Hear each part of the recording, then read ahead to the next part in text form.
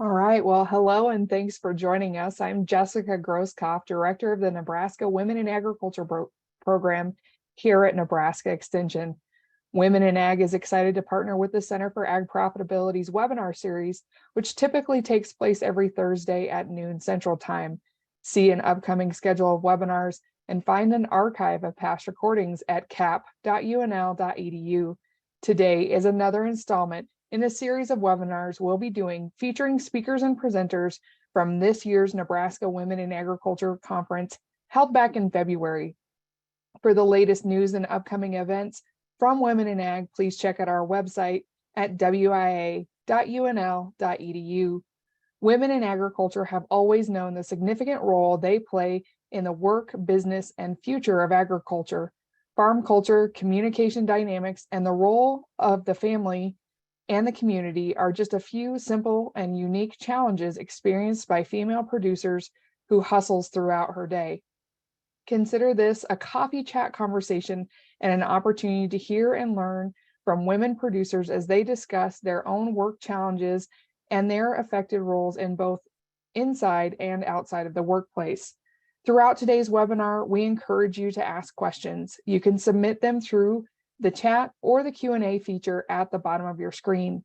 It is my pleasure to introduce our moderator for today's panel, Linda Emanuel. Linda is a RN and Community Health Director at AgriSafe. Welcome, Linda. Thank you, Jessica, and thank you everybody for joining us. I know those noon lunches can be kind of busy, and so we appreciate your time and spending with us in this robust panel that you will quickly meet. On behalf of AgriSafe Network, it is definitely a pleasure for me to be here. And I'm going to share just a few screens with you and a little bit about our work, and then, of course, dig into our wonderful panelists. So the name of this webinar that was well received and has been well received in the past few months with our female producers is called Finding Balance. And we know that those females that are working hard in agriculture are spinning multiple plates. And so we're going to dig in today and talk to them and learn about their challenges as well as their strategies, those things that they find helpful for them to manage the busyness of their day and to keep themselves mentally well. So just a little bit about AgriSafe. AgriSafe was formed 20 years ago, actually over 20 years ago now, in Iowa by nurses there as well as public health professionals who saw the need to take care of their farmers and ranchers. They were seeing repeated injuries come through their clinic doors, their hospital doors, as well as disease and unfortunately mortalities. And so they thought, we can do better here. Let's get together, form a network that we can do some really solid outreach teaching. And AgriSafe relies heavily upon the research that's been done out there by various universities, the land-grant universities, such as the University of Nebraska, as well as other research facilities. And what we do is we take this great research, all of these things that they study about farmer and ranching behavior and translate it and make it into something sticky and meaningful for our producers that help them to lead healthy and safe, fulfilling lives. So how we get that job done is we're doing ongoing needs assessment, following that ag producers' needs, following our total farmer health model. We train rural health professionals across the nation. So we have two audiences. It's those rural health professionals, those people that man our health clinics, as well as the producers themselves. We have great partnerships with the National Institute of Occupational Safety and Health, ag centers and rural research centers and non-governmental bodies. We also maintain a culture of readiness and organizational expectation to protect and respond. We respond very well to emerging issues and rely heavily upon our workers that are in the field to let us know what's going on and how can we be of best assistance. So now we get to talk about our panelists. I am very excited today to introduce to you three different females coming from different parts of our large state, as well as different backgrounds in agriculture. First up is Katie Kaliff-Jagels. Katie and her husband Jason and their daughter, brand new baby daughter, Lainey, are the owners of the Cattlemen Cut Bull Sale in Brewster, Nebraska. They moved to the Sandhills in 2021 after acquiring the ranch previously owned by Dale Spencer of Spencer Herefords. They've been in the registered Angus business since 2013 and are thrilled now to call the Sandhills their home. Between helping with the herd, managing their social media, and marketing for their own sale, Katie works full-time for the Nebraska Rural Radio Association, placing advertising for other bull sales at regional businesses. Katie is a previous producer progress reporter for the Midwest Messenger and loves taking pictures of their cows in the scenic Sand Hills backdrop. She's a proud alum of K-State University and a Nebraska Lead Class 38 Fellow, and both are organizations that she enjoys staying active in. And so welcome, Katie. Thank you, Linda. You're welcome. Next up, we have Jaclyn Wilson. Jaclyn is a fifth-generation rancher from Lakeside, Nebraska, where she owns and operates Wilson Flying Diamond Ranch and Flying Diamond Beef. She is the current chair of the International Trade Committee for the National Cattlemen's Beef Association and serves on both the foundation and board of directors for Humanities of Nebraska. She's also an editorialist for the Midwest Messenger and Tri-State Neighbor. Good to have you here, Jaclyn. Thanks, Linda. Appreciate it. Yes. And last but not least, of course, is Kelly Witt. Kelly and her husband Don raise corn and soybean and cattle on feed, that is, near Scribner. For the last 26 years, they have raised their blended family of 5 daughters together. Their family has grown to include 5 son-in-laws and 9 wonderful grandchildren that range in age from 3 months to almost 12. Before Kelly retired, she taught special education for 34 years and now spends many days subbing in area schools. She is also a grand volunteer. Her time is spent with Common Ground, the Dodge County Fair Foundation, the Fremont 4-H Expo, the Musbach Museum Board, and Dodge County Cattlemen and Logan View FFA alumni. Thanks for being here, Kelly. Thanks for having me. I look forward to it. All right. So a little bit about why this is important. And it is important for us to think about our health, that total farmer rancher health. And we know that farmers and ranchers are busy and there are many hazards throughout their day. And we really want to talk about how well they take care of their physical health, their spiritual health, emotional, as well as that mental wellness. And it's not only those of us that are working our boots on the ground that see the need, the federal government has seen it as well. USDA put together a farm and ranch stress assistant network that you see there on your screen and broke it up into regions. Nebraska fits into the North Central Farm Ranch Stress Assistant Network. And what these folks are doing is they're looking at agriculture producers and workers and how they can be best of help to them and their mental health needs.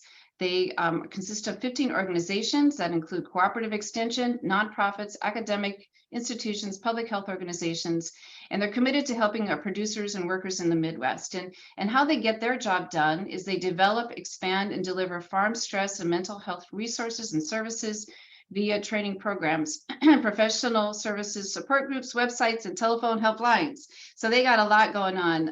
I do encourage you, if you have a moment, to look into their website.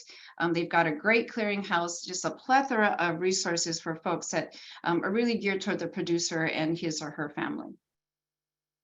All right, I am going to stop sharing my screen now, and we are going to get into the meat of this conversation.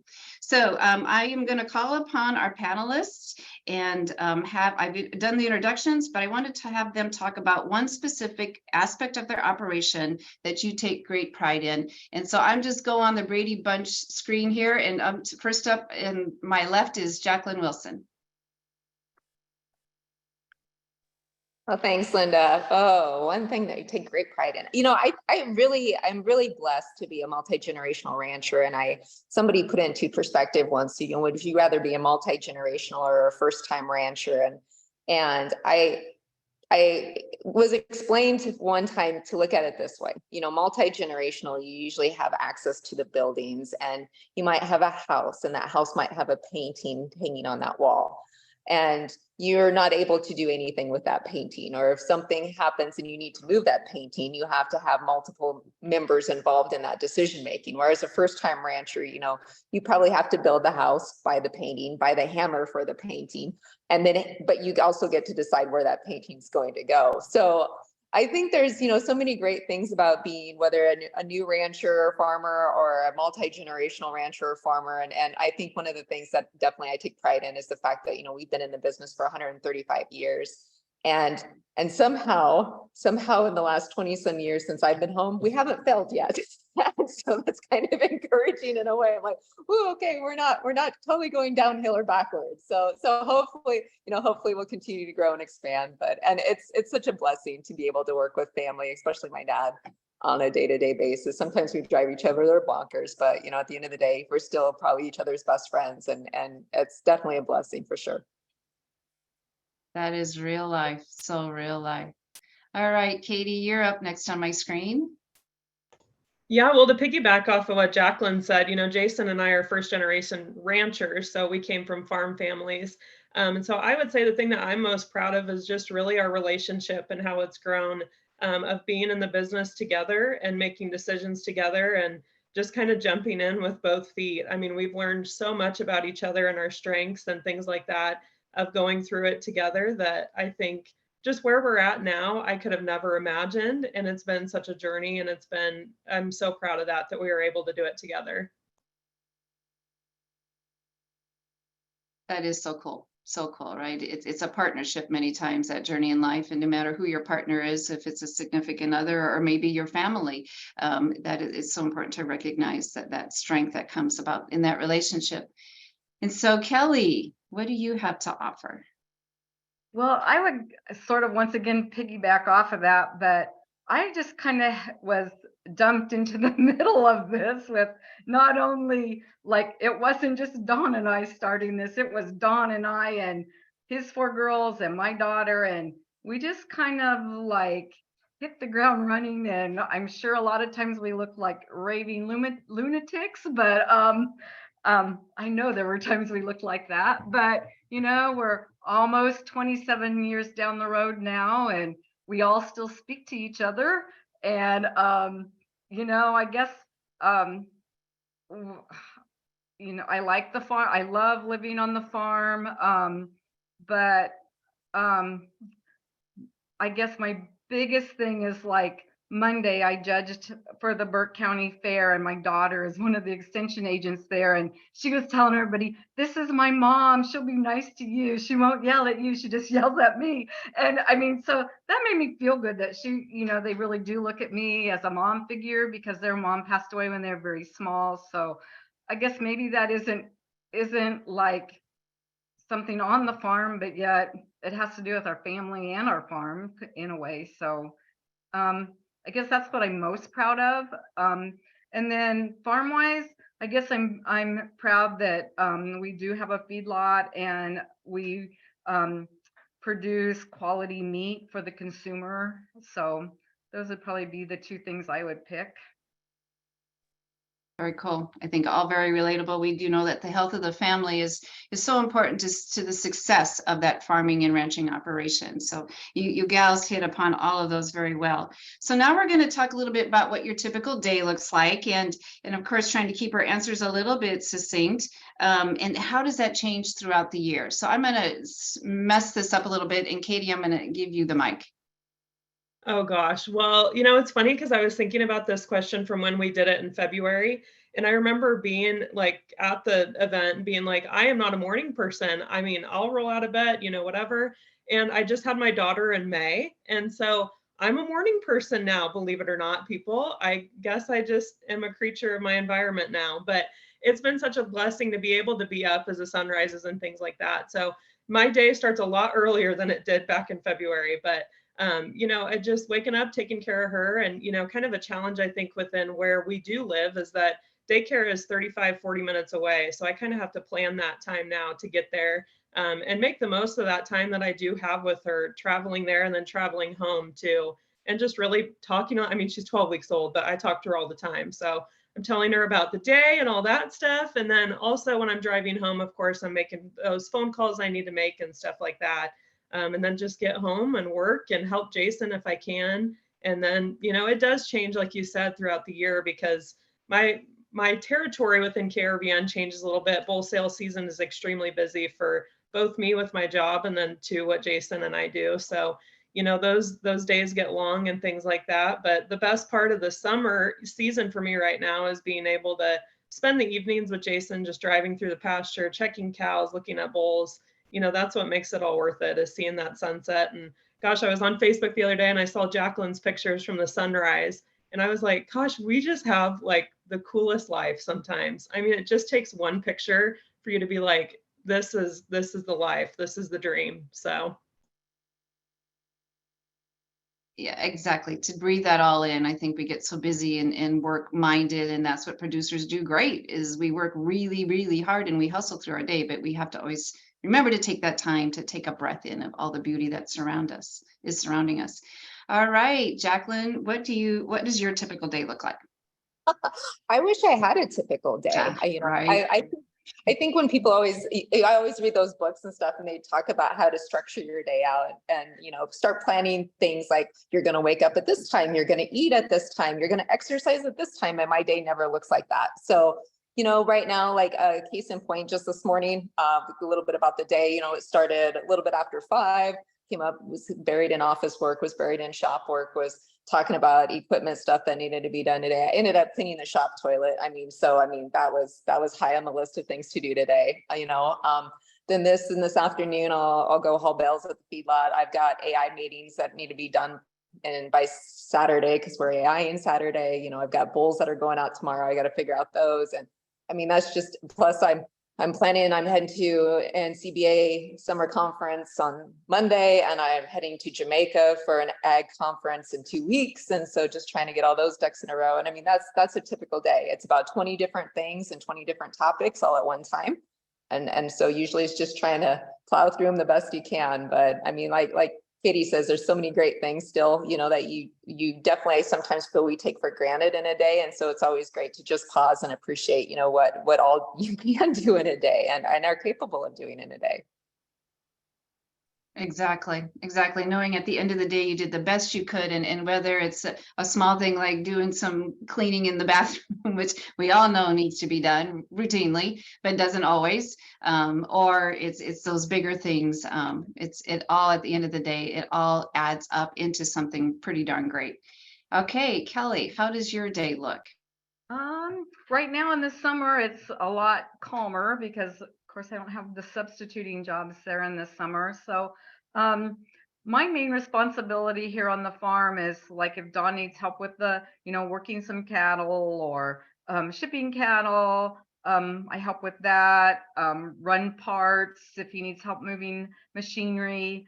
I'm mainly in charge of all the yard work and the weeding and all of that. So in the summer, that's kind of what my day looks like. I try to start the day with a walk in the morning just to get out and kind of think about my day before I get started. That some days I am successful and do that. Other days, no, I'm not. So in the winter, the fall, it changes day to day with the substituting. Sometimes I think I'm not going anywhere, and then I get called and I am going somewhere. So all of that just, and I'm a list person. So this, when my list goes out the window, I'm kind of like, oh, so yeah, but it's okay. We get through the day, and if it doesn't get done, there's always the next day. So. Exactly right. That farmer ranch work is never, ever done. So we're going to talk now about the different types of stress as related to a female that's working, thriving, living their lives out in agriculture. And we know with stress, there's some stress out there that is good stress, right? Gets us up, motivated to get that work done. And then there's also that stress maybe that can be overwhelming and cause us to not feel well.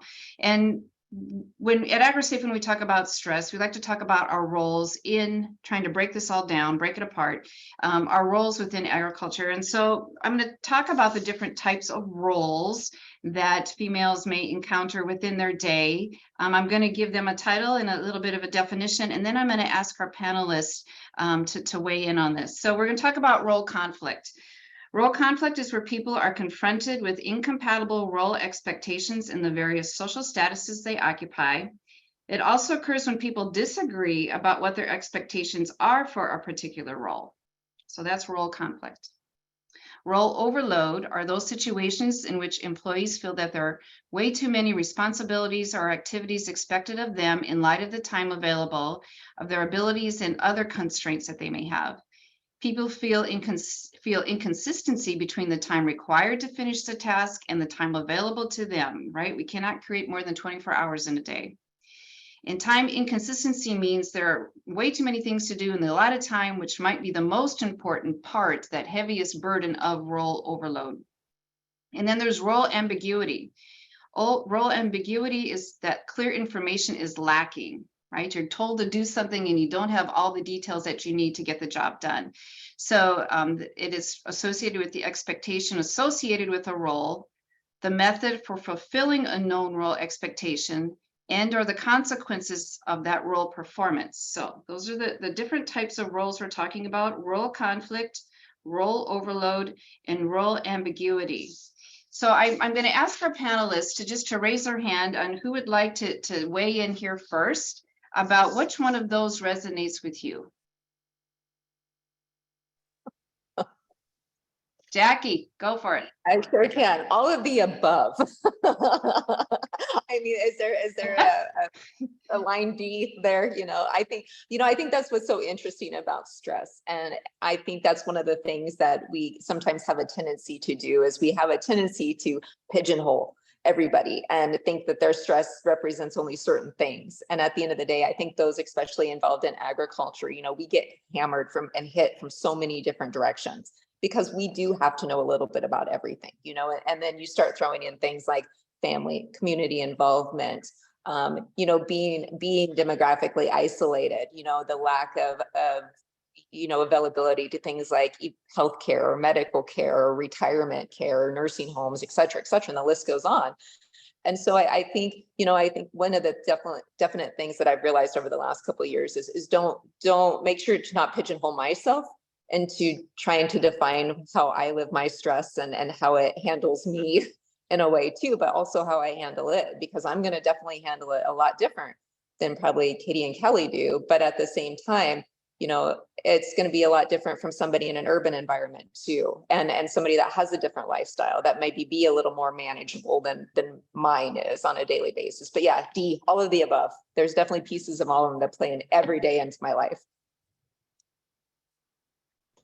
And I would agree with that. I think it's definitely all the above, but I think the one for me that always sticks out the most is the role overload. I just think as women in agriculture, we're all carrying so many different hats. For me, it's a full-time job. It is the work on the ranch and all these different hats that you wear, and for me, I guess, I feel like when I pick one or over the other, I'm failing at one.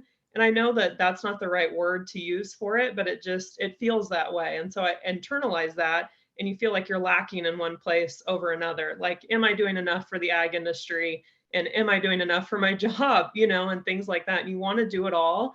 And at the end of the day, I think I just always have to remind myself, like, I can only be in this 3 feet around me right now. All that other stuff is but it's hard to do that. I think that role overload is something that I struggle with all the time, because I want to do it all and I want to be good at all of it.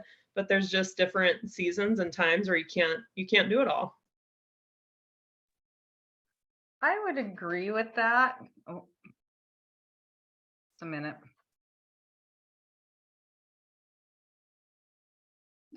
Kelly, now you're muted. I know, it's Sorry. Okay, now you can hear me. Okay, maybe this is one thing that causes me stress, Zoom meetings. No, and I think, like, we are kind of in the season of our life now where we've had parents we've had to take care of. My husband's parents have both passed away now, but my mom's in a nursing home. My dad's passed away.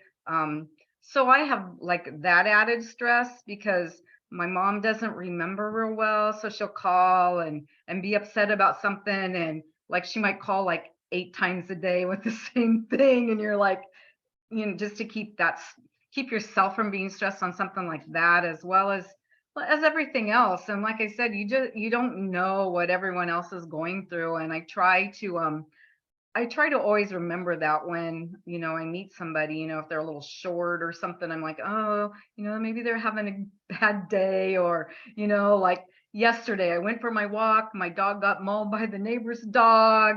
I had a bunch of red ants decide to crawl up me when I was weeding the garden. I had to go to the oral surgeon for a consultation, and that's going to be way more than I thought. So, at the end, all it took was my husband to say one thing, and I was just like a blubbering mess in the car because I was stressed and he didn't like the time I made for my first mouth surgery. And it's just like, and then he's like not understanding that it's not what he said. It was just like the whole day finally came to like this, I don't know.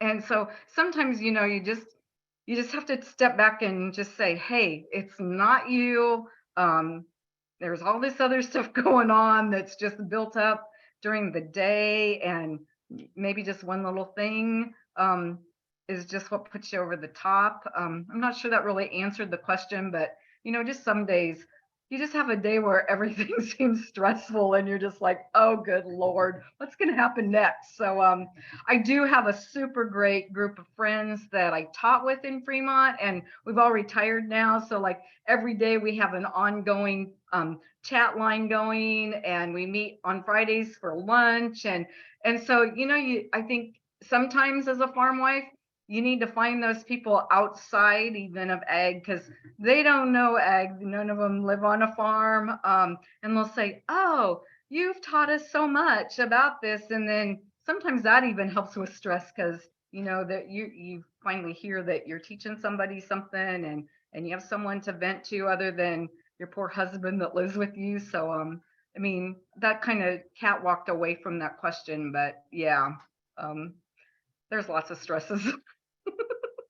There is, and sometimes it's hard to put it within a specific role. But I think that what you gals are telling me, it's important to tease out sometimes and separate that stress, and you only can deal with one thing at a time, right? That's the best you can do. So, and having your support group around you, or doing what's meaningful to you to find that centering, to take that deep breath and decompress a little bit. So we have a question from an attendee, and we maybe just need to define ourselves a little bit more. She wants to know the characteristic of the panel. Who of you are a primary farmer, rancher, producer, and who of you would consider yourself to be a secondary point person? And maybe you play both roles sometimes. Jaclyn. Sure, Linda. So I'm primary. I'm not married, no kids. I partner with my dad on our operation, but I manage, and I'm in complete control of the cow side of things. So I not only manage everything that deals with the cow herd, but I also make all the marketing decisions, all the selling decisions. I do all those. Along with being the majority owner in our direct-to-consumer beef business, Flying Diamond Beef, where we ship all over the U.S. So yeah, I had the opportunity, it started about 10 years ago, to lease another operation, and I ran a recip business out of there for a number of years. And then 4 years ago, I had a business partner that unfortunately passed away, and I was able to bring all my cows home. But at that time, I was already managing my dad's cow herd as it was. So we have a great partnership. He does he'll do stuff like the mechanical, and whatnot. And right now he's fencing with some of the crew, but we talk a lot about our day-to-day stuff that we're doing. But in terms of all the selling, and I should say, I find ways to make the money. He works on working with me on ways to spend the money. And so it's my responsibility to bring in more money than we're sending out. And so it's been a lot of fun. And we've added a lot of niche things over the years, and unfortunately he's been very accepting of all those. But yeah, from that aspect, that's what my job is, full-time rancher. Yeah, great explanation. Kelly, would you consider yourself primary or a secondary? I am definitely secondary. But with our background, like I said, this is both of our second marriages. My husband's first marriage, his wife was killed in a car accident when his girls were very, very young. And then I am divorced. And so when I came in, he kind of had a flow going as being a single dad with the girls. And so like Tina and I just kind of moved in, and we just kind of were absorbed into it. And like I said, there were a lot of growing pains, but and so we've just kind of kept it that way, I guess more. We were so busy with 5 girls and I was teaching full time. And so I think we just kind of got into that groove. And so it's just kind of stayed that way. But anytime he needs help, I'm out there helping. So, but I'm definitely secondary, the hired man. So yeah. Very good. Very important role for sure. And Katie. Yeah, I would say a little bit of both for me. As far as like day to day, you probably won't see me fencing very often just because I work full time too. But, as far as like the bookkeeping and some of our, data and marketing and all that stuff that we do for the sale, I do all that stuff. And so registering bulls and getting things transferred, some of that back end stuff is going to be more of what falls into my role. So yeah, Jason's great at, some of the other things. I think my strengths are a little different than his are too. So we kind of share a little bit of the load that way. Gotcha. Very awesome. Thank you for clarifying that. It's very helpful. And keep those questions coming to our attendees. Okay, we're going to talk about stress, right? The reason that we're all here, stress. So we're going to talk about time stress, relationship stress, the perception of women working in agriculture, and give your real life perspective. That's what people want to know, right? They don't want the sugar-coated picture. They want to know the real deal here. And so if you would please share with our audience some of those barriers when it comes to dealing with stress and just how stress looks for you. And anyone want to raise their hand to go first? Oh, Kelly, okay. I'll take a turn at going first. I don't handle stress the best. I get really like frustrated, maybe short answers. And then it kind of comes across as I'm mad at the person, but I'm not. That's just me dealing with the stress. I just try to, if I'm getting real stressed, I try to walk away. It took my husband a while to learn that if I'm walking away, maybe I'm not mad. I'm just trying to get away to like decompress, maybe process what is stressing me out, and then coming back and figuring it out. So that's kind of how I handle stress, is just it's not that I'm like just giving up. It's just sometimes I just need to back off and then come back. That's probably the best way I handle stress.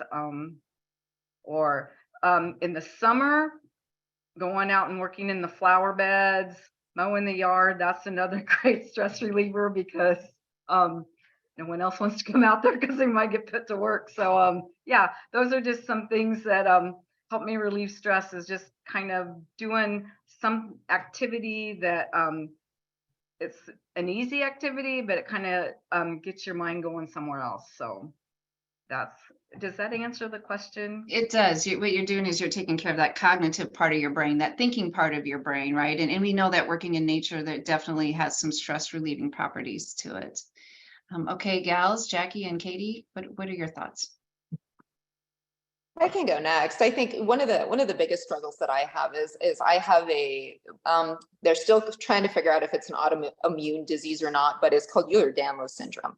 And so I deal a lot with chronic pain, and being a rancher with chronic pain is kind of is interesting a lot of times, because there's days, you have to do something, you're on a time schedule, we know we have to AI cows on Saturday, but am I physically going to be able to be ready to get out of bed on Saturday and do that? And so there's been mornings literally that I roll myself out of bed onto the floor and then get up off the floor to go to work. But what's been really rewarding is that ranching is actually, the physicality part of ranching is what keeps me going. And if I sit in an office for a day, and I see there was a question on bookkeeping, but there's times, that I might have a couple hours in a day where I have to sit in that office and I have to do computer work, and my body despises it. And in turn, it stresses me out, because if I don't feel good, or if I don't feel like I'm on top of my game, my stress level is overload, because there's 20 different areas of involvement I have going on at one time.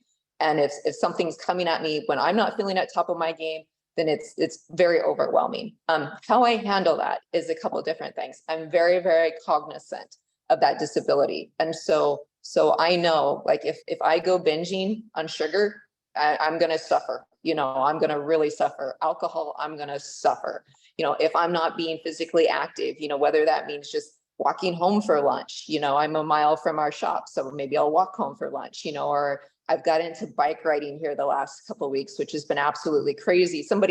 I was on a bike the first time of my birthday. I hadn't been on a bike in 5 years. My birthday was on July 9th, and I ended up riding 50 some miles on my actual birthday. And here I hadn't been on a bike for 5 years. And now I'm completely in love with it. So I'm spending a couple hours in the evening, trying to work early in the mornings through lunch so I can take those couple hours off about 6 or later and go bike down our gravel road. And so, those things have all been very helpful, but it's taking care of yourself. And I think that's something I've struggled at over the years, is you always want to look at taking care of others around you. And sometimes in order to be the best person we can, we sometimes have to focus on ourselves a little bit too. And the better I am, it seems that the better I'm able to manage that stress, and in turn share that not only with my dad, but then also our other team members. Carving out that valuable time. You are so valuable, and you're exactly right. Setting up those boundaries for the time that you need to do whatever it is to be your best self. And how about you, Katie? You're a busy mom, a lot going on there. Well, that's exactly right. I think the self-care thing, and like Jaclyn said, we always focus on other people first, it seems like, and I definitely have had to do that now that I have a newborn. But finding that time, just kind of the same thing. Either it's taking a walk with her with a stroller, either in the morning or when it's late. It's been so kind of humid here a little bit, but to kind of find that stuff. And I think, honestly, when I got into the nutrition groove, similar to Jaclyn, I started feeling a lot better when I started feeling my body a little bit differently than I had before, and just kind of shaping up some things a little differently. I didn't realize how much that I was handling my stress with some of those behaviors of indulging in some things that just necessarily weren't working for my body. So kind of clipping that up a little bit's been beneficial. And I think the biggest form of self-care that I think of too is honestly just driving through the pasture in our side-by-side with Jason and our daughter now, and just having that time to just kind of decompress for the day and just find the things that we're grateful for and say them out loud too. I think that's helped me kind of let all the stress go and find the things that mean the most to me and say them out loud. Can I add one thing? I think it's important to be able to laugh at yourself too. We do that a lot. Laugh, joke about some dumb thing someone in the family's done. We still laugh and joke about things we did years ago. But yeah, I think it's important, to be able to laugh at your mistakes and maybe your dumb things you did. I know that's something that, like, our 5 son-in-laws, sometimes they just look at us like, what on earth is wrong with you people? But, we just, sometimes when you're probably supposed to be crying or mad, and instead we're laughing and maybe making fun of each other. So I think sometimes that's a good way to lose your stress too, is just step back and laugh about something about it or something. So. All great answers. What I feel like I'm hearing from you ladies is nature is helpful to you to overcoming some of those barriers when it comes to stress. Exercise. Jaclyn and I just recently took up bicycle riding myself, and I found it very therapeutic. My only suggestion to you is be careful about concrete. It is not forgiving if you fall. So I found that lesson out the hard way. And then diet, watching your sugars, trying to eat a little bit more clean, watching your alcohol intake, verbalizing all the good. And, we can think these things in our mind, but it's sometimes speaking that, especially if it comes to something about gratitude, that certainly is very helpful. And then laughter. You kind of have to think about, is this what I think is a big thing really that worth getting so upset about? And so incorporating some laughter into your day, all good things. Okay, so what is some of the good stress that maybe motivates you? Like it gets you out of bed the next day, and you're like, I'm ready to take on this day, and whatever comes, I got this. What are some of those good stresses? Gosh, I hate to say this, but gosh, my daughter, sometimes there's a little bit of stress with that, but that's definitely what keeps me getting out of bed and stuff like that. And I do think at the end of the day, being a part of such a large industry, the ag industry, of no matter how involved you are in it, whether a farm wife or a farm spouse, a ranch wife, ranch spouse, working full time in the industry, it's really empowering what we're a part of. And it's such a big part of, especially the state of Nebraska, to know that you're a part of something bigger. And we have such a special story to tell, and my role within rural radio is helping people tell their stories for their bull sales and their businesses and things like that. And there's just so many unique aspects of this industry that are powerful, and they're fun to talk about, that, I wake up excited to be able to be a part of the story every day. That's really good. Jaclyn or Kelly? Yeah, I can go. I think, I really have tried to, especially the last couple of years, turn all stress into good stress. And because what I have found out is I would get so bogged down especially in the evenings, and I'd go home and I'd be by myself with my dog or something, and I'd try to grab a book. My mind would wander so much. And so instead, I really started to focus on those things that I take as priorities, the success of our operation, the success of our businesses, along with, am I doing all that I'm able to do to better other producers too? Can I be traveling or speaking or, engaging, even whether it's locally or all the way to internationally, to help others in the industry out too.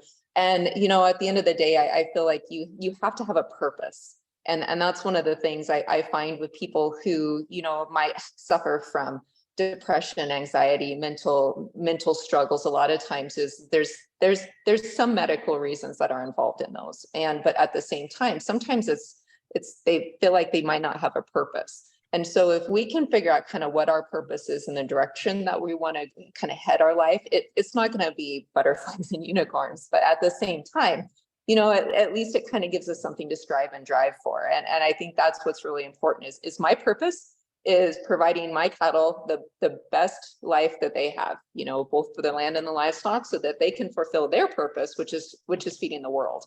And if I can continue to do that on a day in and day out basis, that's a good stressor and something that I really enjoy. And it kind of keeps me motivated and keeps me going every single morning. That's great. That's great. Kelly? Yeah, I would agree with both. Where I'm more like the house, the yard, that kind of part of our operation, and just support as needed. I really like to just be able, you always have this stressor. Should we buy a new combine? Should we replace that load of cattle? Those are stressors you have to look at. Are you gonna be profitable if you do these things? What do we do with, we've been in a drought, so that's another stressor. But then it's so fun with like common ground to go out and meet people that really have no idea what your life is like. Or even my friends at lunch on Fridays, like I'll say something, they're like, what? I didn't know that, like I can't think of an example right now, but they're always like, oh, I have learned so much from you. Just, that's a good stressor to me, is just, you have stress at home, but then to go out and be able to tell that story and tell your life. And, I think, our life is stressful, but then I hear some others' lives and I'm like, maybe it's, maybe our stresses aren't as bad as, some of the people in the cities or, it's just, sometimes you think it's a bad stress, and then you look at your life from another point of view and you're like, oh, maybe that isn't as stressful as we make it, or maybe, I don't know. Just, you think, oh, you're frustrated with something with your family, and then you look at, oh, well, I don't have a child that's fighting this disease, or I don't have this. And so then you're like, I can live with this stress because maybe it's not so bad. So, yeah. I think that the social connection, and we do talk a lot about that in AgriSafe. Farmers and ranchers work many times in isolation and many hours sometimes in isolation. And so being able to stay connected to your social networks, and the key of that, to bounce ideas back and forth and have discussions. And what else I heard from that particular point or topic was identifying your purpose. right? Knowing why you're here, right? That greater power, what is your purpose here? And recognizing those things, that stress that can bring you stress, but there's also maybe a lining of good stress within there, that will give you great fulfillment and just that go juice, that good juice that powers you through your day. Okay, so let's talk about your self-care routine. We talked a little bit about that. I know Jaclyn likes to ride bike and make sure that she carves out time for that to help relieve stress. Maybe there's some other good things that you're incorporating. Is there something else that might be helpful to our audience? I like to bake. Sometimes when I'm stressed, I like to bake more than I like to cook, which I know some people think is weird, but yeah, I'd much rather bake something than cook a pot roast, to be honest with you. I just some of the reason I'm involved in so many things, I'm not a sit-at-home person, so I'd much rather, if I can help the fair board do something, or I can help the FFA kids somehow, improve their speaking, or if I have a grandchild that's having a baseball game or a softball game, just things like that to just get me out of the house. I say, some days I feel like I have a longer conversation with the UPS man and the FedEx man than my own husband. So, it's people probably like, oh, why she talks to everybody, but sometimes it gets old just being here and doing the same old thing all the time. Not that every day's the same, because it is not, but yeah. So that's, some people are like, you're retired. Why are you still doing all that stuff? You need to learn to say no. And I'm like, but I'm not a no person. I like to be involved. I like to help. And so that's what I do. So. Very nice. Jaclyn, I felt like you were going to jump in there. I am. I think, Kelly touches on a lot, I think, but for sure. But for me, a lot of self-care is really focused on actual physical self-care. I feel like a lot of mental issues, along with a lot of stress, can be really better managed with proper diet, proper exercise, proper supplement usage, along with understanding things like, what toxicities have you been exposed to? As farmers and ranchers, we are around a number of those on a day-to-day basis that we might not realize. Along with being female, where are hormones at? It's all over the board. And I've had a lot more success looking at some of those things, along with food sensitivities, and in turn making sure my body, and I understand my body as well as I can, and in turn that really helps me manage my stress, especially with kind of living with EDS. And so if I'm able to really focus on some of those things instead of staying away, I know that I cannot metabolize prescription drugs well. I just cannot. And so for me, a lot of SSRIs and stuff are not an option if I'm dealing with a downtime or a turn in my life that might not be the most positive, which I feel we've all had at a time or two in our life, whether it's losing somebody that we're close to, or businesses that have, gone a different direction than we want, or we're in financial issues or whatnot. There's always reasons that maybe we aren't feeling our greatest, so at the end of the day, if we can better manage some of those things and look at those options. But I think I'm going to touch on this super quick. One of the things that we don't talk about a lot and is not really well known is a lot of the things that we are getting prescribed for things like anxiety and depression have a lot of side effects that we deal with. I have a family member right now that's a couple rooms away that, she's been on SSRIs the last couple of years, pretty heavy. And in turn, now she's dealing, unfortunately, with side effects like TD from the extra mouth movement. And then when they put her on a prescription to help with that, then she's developed Parkinsonism from the drugs. And so, something that maybe we could have worked a lot more on meditation, on exercise and diet. Instead, we've been pushed towards a pharmaceutical company, and it's backfired on us. And so I'm encouraging everyone to try to look at some of those other options first before going and being in the same situation that we are in now. It is important to have those close conversations with your physician. What are the side effects? And let's consider some other, maybe more holistic approaches. Some of those things that are a little bit more doable and don't have those side effects. Katie, what are your thoughts? Yeah, I mean, Jaclyn and I have had great conversation about that. And I'm 100%, kind of in the same boat with some of that, and, really detoxing my body and kind of figuring out what worked for me. And a lot of that was food and really supplementing, and, some of those vitamins that I was deficient on has totally changed my life. And, I think it helped me better process, like Jaclyn said, the stress that I was having. You get exposed to a lot of these environmental toxins that we don't talk enough about, and before you know it, you are dealing with anxiety and depression and some of those side effects from that too. And so, self-care though, for me, I've gone down the meditation route too, and that's something that I would have never pictured 10 years ago as being beneficial to me. I'm like, I'm supposed to sit in silence for like 10 to 15 minutes and just like be. That is impossible. I, love to talk. I love to have music blaring and TVs on and all this stuff.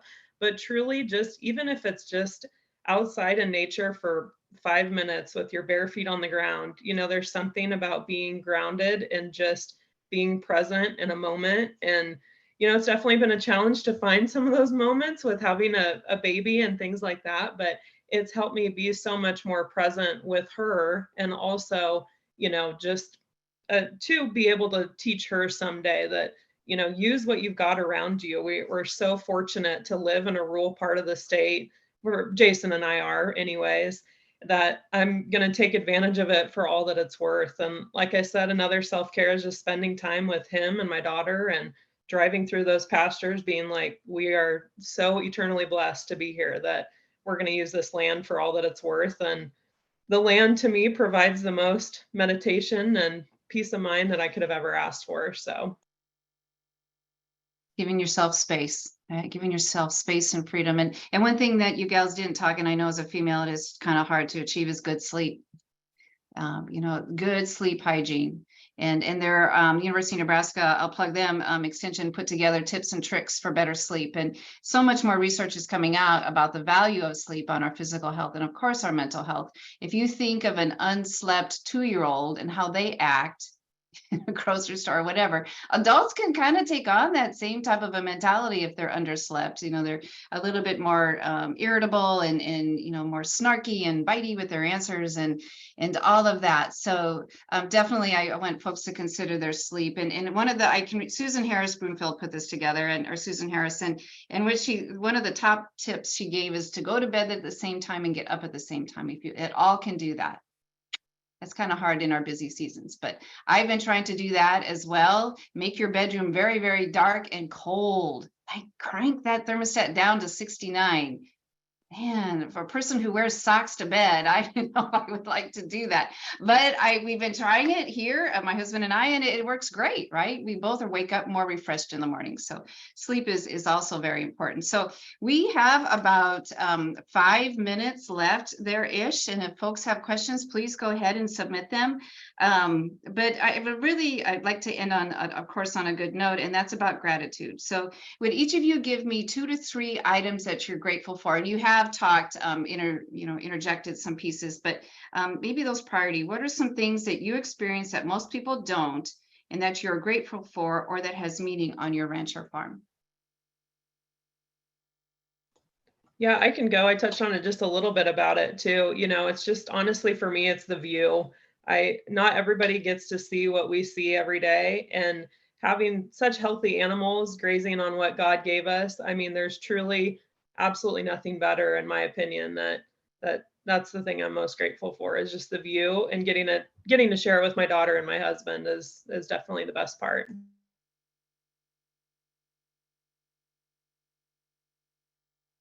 Jaclyn or Kelly? Yeah, for me, it's just being able to do, what we do on a day-to-day basis. The fact that we're working with family, we have a phenomenal team in place right now. I mean, it's the best team we've ever had, in my opinion. And, we're continuing to, I feel like, bend the curve on how we're progressing forward. And so just those blessings that just come in and day out. And yet every morning you get to wake up and you get to have a new day to try it all again and experience it all again. And just at the same time, having those opportunities to interact with other producers or even on this panel, those are all things that I never want to take for granted. I always want to be able to make a time and effort for, because I think it is important to have all these conversations that we're having. But yeah, every day I feel is a blessing for sure in this industry. Yeah, I would agree with both. I would agree with both of them. I'm just grateful I get to live in the country. The crime is, we don't have to deal with crime. I get to see a sunrise and a sunset every day. I'm grateful for our community of friends. When you need them, they're there. I'm grateful for our little country church. There's just, when you stop, I'm grateful for my family. Just sometimes you just have to take that time to stop and think that you really do have a lot to be grateful for. I know there's times you just are like, feel like there's nothing, but then you stop and think and you're like, yeah, I'm pretty grateful. I have a house, I have food, I have a lot. So Right. It's finding those wonderful silver linings in everything that we do. And I love that your time that you spent with us, ladies. You've definitely helped, I think, our audience to help understand what finding balance means. Sometimes we are so stressed, we don't even know how to find that balance.